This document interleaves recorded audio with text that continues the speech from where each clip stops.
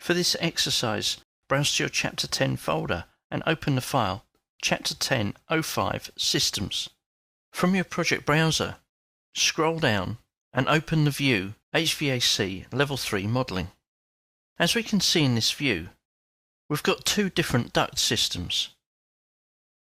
Although really we've got two different ducts, a blue duct and a cyan duct. How can we tell the difference between the two of them? Clicking on the Properties palette and selecting the blue duct, we can see that this duct is a rectangular duct with mitered elbows and taps. Clicking on the cyan duct, this is also a rectangular duct with mitered elbows and taps. So how do they get their different colour? They get their colour from the systems that they're connected to. Here the cyan duct is defined as return air. The blue duct is supply air. This gives us a visual reference as to what the ducts actually do. But how are they assigned to this system? From the Systems tab, click on Duct. Here I can select the system type, supply air. Select my width, my height, and the offset from my working level. When I go to draw the duct, the system is shown in blue. If I repeat the command and change this to return air, draw a similar run, we have a cyan duct run. And also an exhaust air system. And as we can see here, that's shown in green.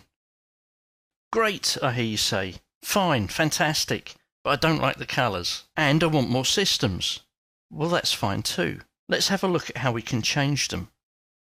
In the project browser, scroll down to the section for families and click on the cross to expand. Down here we can see that as well as having ducts, we also have duct systems. We have exhaust, return and supply. Double-clicking on any one of these shows me the Type Properties box. We can also see some additional information. Here I've got my type, which is supply air, and I have an abbreviation, SA. The next thing I want to look at is the graphic overrides. So for supply air, I've got no override on the pen weight, the colour is blue, and the line pattern, well, I want the line pattern to be solid, so I'm leaving that as no override. For return air, under graphic overrides, let's change the colour to red. Clicking on OK will change all my return air ducts to red. So what about adding more systems? Because this isn't an exhaustive, pardon the pun, list. And let's take exhaust air as an example. Exhaust air doesn't cover all eventualities, but it can be the basis of creating a new system. Right-clicking on exhaust air, I can duplicate this system. Right-clicking on the new one, I can rename it. Smoke extract. Double-clicking on it, we'll find that we have an abbreviation, smoke extract, and a graphic override. Let's say smoke extract is purple. And click on OK.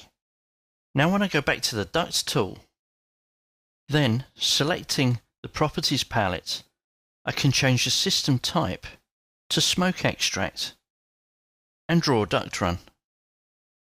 In addition to this, I can also select one of the existing runs and change the system type to a different system.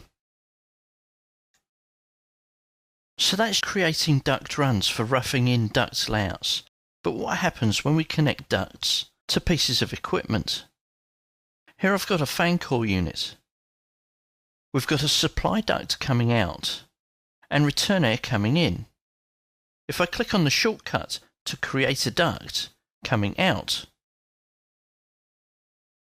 Revit automatically defines this as supply air. Similarly, if I click on the shortcut for the duct going in, this defines the duct as return air. There does come a point, however, where if we were to create a duct running from my return air through to one of the roughed-in duct runs, here we can see that the connection doesn't automatically update. This is so you can potentially have different systems connecting into each other. Say, for example, a vent pipe connecting into a sanitary line, or the ability to show a standby system running alongside a main system. But if we do want this run to become part of the return, simply select one of the ducts in that run and change its system type to return air. That updates the entire length of the run. As you can see, we've got so much flexibility here. It's just making our jobs too easy.